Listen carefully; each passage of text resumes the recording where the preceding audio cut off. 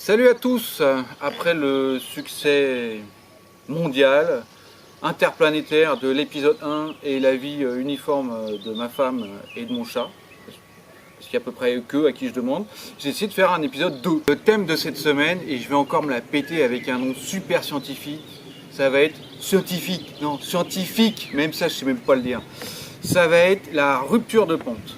Ouais, monsieur, la rupture de pente, c'est-à-dire vous arrivez à une certaine hauteur, votre arrivée en bas est à une autre hauteur et il y a une pente plus ou moins raide entre les deux. Et c'est cette pente plus ou moins raide qui fait que la plupart des gens, notamment les débutants ou les gens qui n'ont pas beaucoup d'expérience, arrivent là-dessus, ils font je vais mourir. Et ils ont raison, parce que si ça foire, il y aura des conséquences très graves. Et pourtant, c'est pas une technique très compliquée. C'est une technique qui s'apprend, à mon sens, plus facilement que l'équilibre qu'on a fait avant et qui permet de débloquer psychologiquement les je vais mourir.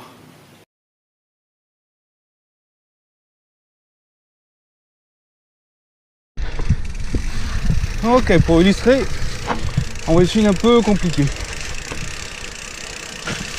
Approche lente, je suis droit, je regarde. Rupture, je bascule en arrière et je freine.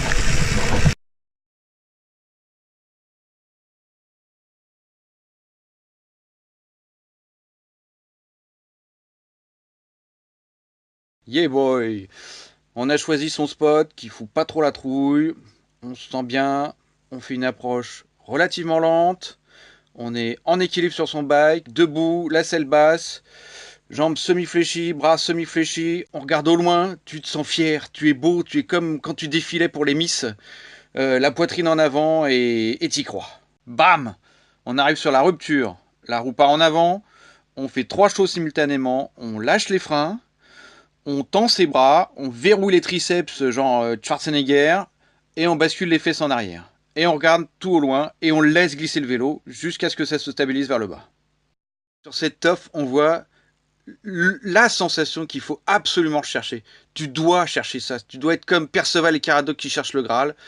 Avoir ton centre de gravité qui est exactement placé au-dessus de tes deux pieds. Cool, t'arrives sur le plat, t'es presque sauvé.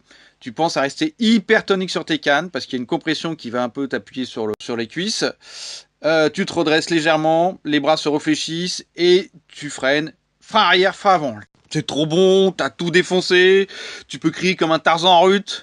Et bah t'as plus qu'à trouver une pente plus raide, c'est tout. Alors j'espère que cet épisode vous a plu, que ce tuto conviendra à ce que vous avez envie de faire. Bis à tout le monde et Namasté.